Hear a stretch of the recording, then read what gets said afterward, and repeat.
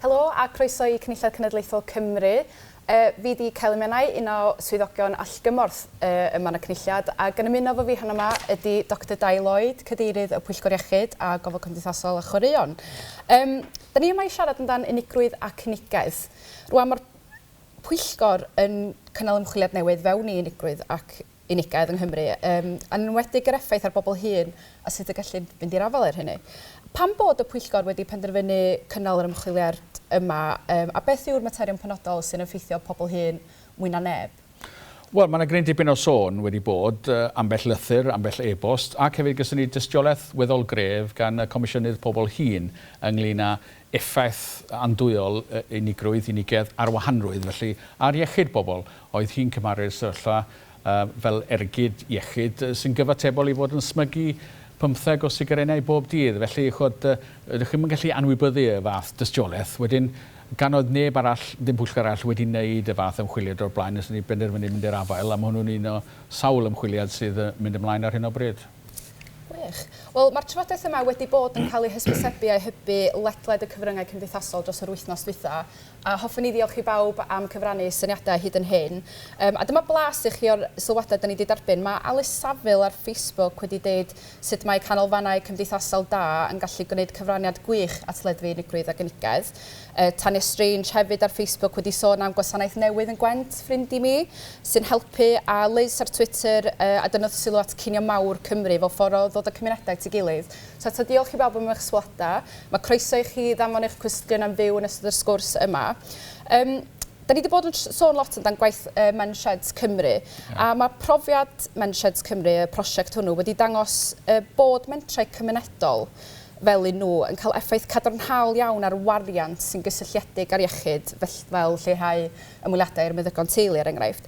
Ydych chi'n credu bod yna sgôp I annog cefnogaeth I fuddsoddi mewn mentrau cymunedol fel nhw, gyda'r nod o arbedion tymor hir ar gyfer gwariant iechyd?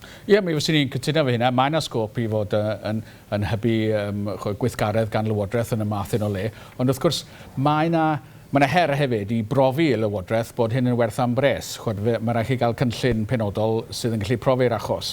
Mae'n ddigon hawdd I ni fod yn siarad yn weddol llac ynglyn â'r angen I ariannu mentrau cymunedol, a dwi'n gefnogol iawn o mentrau cymunedol, os yna ddim byd tebyg I gyfarfod wyneb yn wyneb. Dwi'n gwybod felly ni sôn am wahanol linellau gymorth dros y ffôn ag ati, pethau ar-lein ag ati, ond ar ddiwedd y dydd, beth sy'n mynd i'r afael efo'r busnes ar wahanrwydd mae bod yn unig, ydy cyfarfod ar rhywun byw.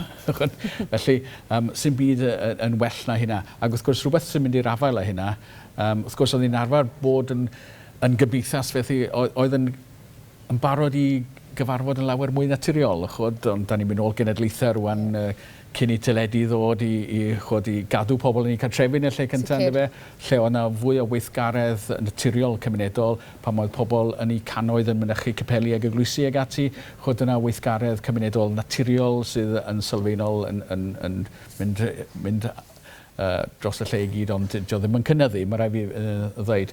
So mae hynna'n her, ond wrth gwrs, I brofi I Lywodraeth bod pa bynnag menter yn tylyngu arian cyhoeddus, mae rai chi brofi bod ddim yn unig bod chi'n llwyddiant, ond hefyd yn y pen draw bod chi yn, fel da chi'n crybwyll, yn arbed arian, hyd yn oed os ydy'r arbed arian yn digwydd mewn cyllideb arall. A dyna di'r broblem os chi'n mynd gwario arian mewn un rhan o gyllideb y Llywodraeth, ond mae'r arbedion yn dod mewn rhan arall. Mae hynna yn bwyso mesur mawr go gyfer pa bynnag wnidog sy'n gorchwilio hyn I gyd.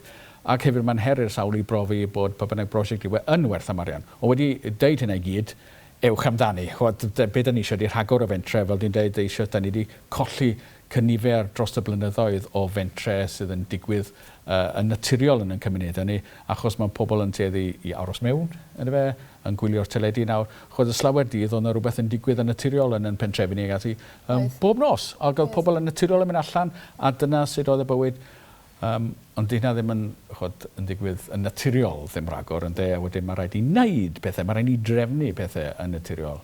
Ond mae o'n her, ond wrth gwrs, da ni yma I oroesi pethau fel yna naturiol. Yn sicr.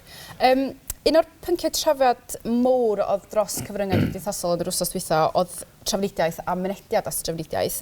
Yn benodol oedd Susan Kearns ar Twitter wedi dweud bod y dylid rhoi i llywodraeth lleol y modd i gefnogi'n gwasanaethau gyda setliad sy'n helpu atal toriadau yn y cyfleusder y craidd.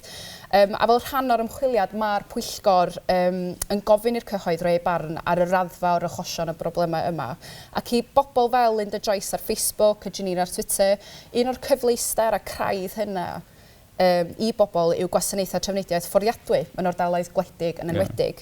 Felly, ydych chi'n meddwl bod unigrwydd ac unigedd yn effeithio'r bobl yn waith na'i gilydd yn wahanol rhannau o Gymru ac yn enwedig pobl mewn ardaloedd gwledig er enghraifft? Ie, ddigon tebyg bod yna elfen wledig i hyn, ond wrth gwrs hefyd, mi fedrwch chi fod yn teimlo ar eich ben eich hun yn yr hyn fyd. Mae anghanol torfawr o bobl, ynddo fe, ond os da chi ddim cysylltiad efo nhw. Felly mae eisiau pwysau mesur, beth fel yna, ond mae trafnidiaeth yn gallu rhyddhau pobl, achos ar ddiwedd y dydd, un o'r pethau sy'n mynd i gael chi allan o'r tŷ ac yn mynd i'r pentre neu'r dre lleol, ydy'r ffaith bod hi'n hawdd i wneud hynny, ynddo fe? Mae digon hawdd pregethu wrth bobl bod rhaid chi mynd allan a cerdded a stwff, ond ar ddiwedd y dydd, mae yn gallu glawio yma yng Nghymru, felly da chi eisiau dal bws, a mae eisiau gwneud hi'n hawdd i ddal bws, rhywbeth sy'n ddibynadwy ar amser ac yn rhad. Mae'r byspas wedi bod yn rhyddhad mawr i bobl. Hynny yw, chi'n gallu mynd i ran fwy o lefydd a jyst gyda'r byspas yn eich poced a ddim yn talu ddim ychwanegol. Mae hynna wedi bod yn rhyddhad a mae pobl yn gallu mynd lle falle ysyn nhw ddim wedi teithio o'r blaen heb hwnna yn eu poced nhw. Ie, mae yna nifer o elfennau fel yna, ac wrth gwrs, mae yna her hefyd yn y system drafnidiaeth ni hefyd, yn enwedig y rheilffyrdd yn y de yma sydd yn teiddi fod yn orlawn, felly mae hwnna'n her arall.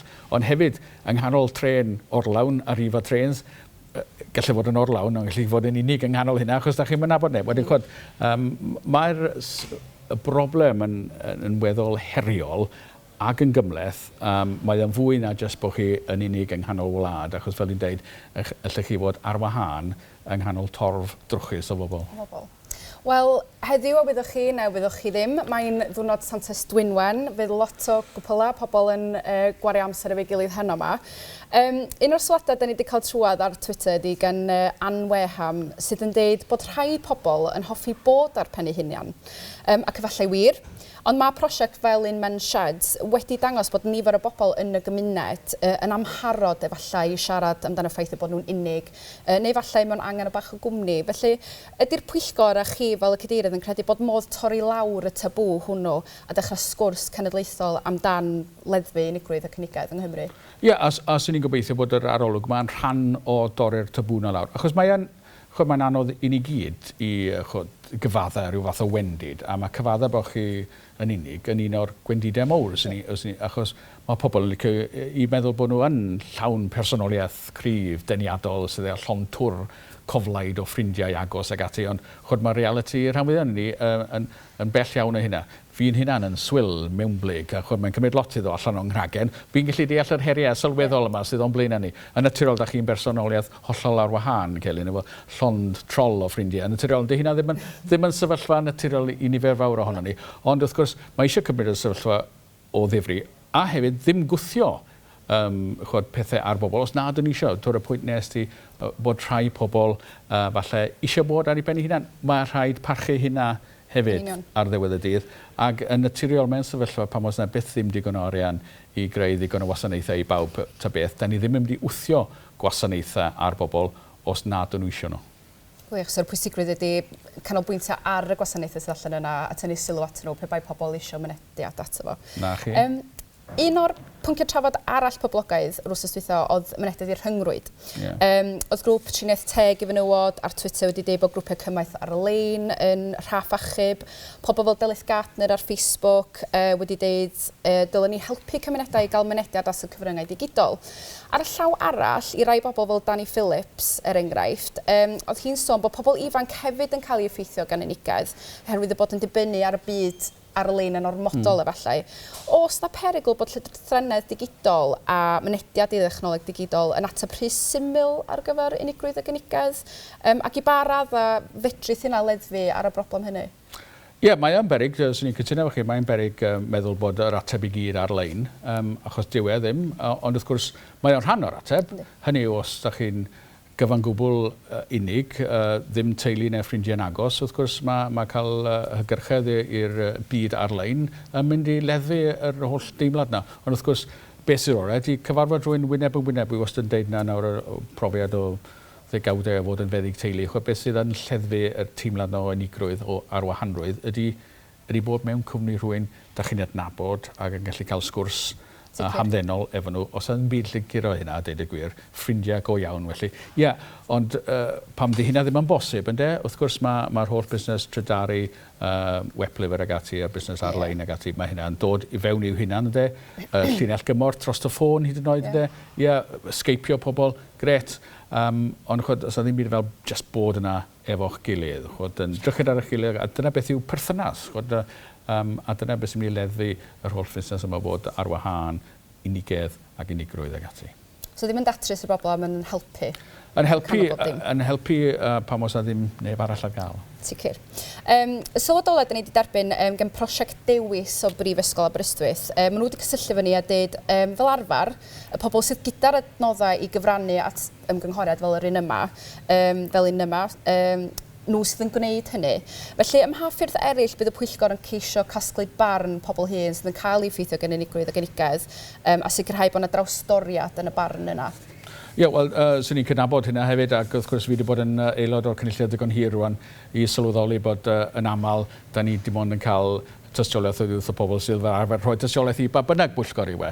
Ac ie, da ni'n gwneud ymgais nawr sawl pwyllgor yn y cynulliad hyn i fynd tu allan yr rhengoedd amlwg felly, ac mynd tu allan ac ie, ar-lein eto, yn gofyn am syniadau, jyst yn mynd allan i cyfarfod o pobl. Chod, da ni yn dal i gynnal y cymorthfeydd ag ati, da ni'n mynd allan i gyfarfodydd cyhoeddus ag ati, ac yn benodol yn gofyn am syniadau, a da ni'n fod yn ymdrin ar syniadau yna, nath pwyllgor diwylliant yn y lle yma gynnal Paul, pleidlais, ar-lein, beth dyla'r teitl yr archwiliad nesaf fod, a cerddoriaeth yn addysg oedd y pwnc, a dyna yw pwnc yr archwiliad nesaf gen y pwyllgor nesaf. Y bobl yn uniongyrchol yn pennu beth mae'r pwyllgor yna'n neud, a mae pob pwyllgor yn edrych yn neud yr un peth. Wych. Wel, i bawb sydd yn gwylio adra, os hoffech chi gymryd rhan yn yr ymchwiliad yma, mae modd i chi gyfrannu eich syniadau, rhannu eich barn a'r profiad ar unigrwydd ac unigedd yng Nghymru. Tan y 10fed o mis Mawrth, mae croeso i chi gysylltu fo'r pwyllgor ar Trydar ar @Senedd Iechyd, neu ymweld â'i gwefan www.cynulliad.cymru/Senedd Iechyd. Os hoffech chi rhagor wybodaeth am gwasanaethau sydd allan yna i helpu leddfu ar unigrwydd ac unigedd yn Cymru, mae croeso i chi gysylltu fyny hefyd. Diolch yn fawr iawn i chi dau. Gret, diolch yn fawr. A diolch yn fawr iawn am gymryd rhan yn y sgwrs yma heddiw. Diolch yn fawr.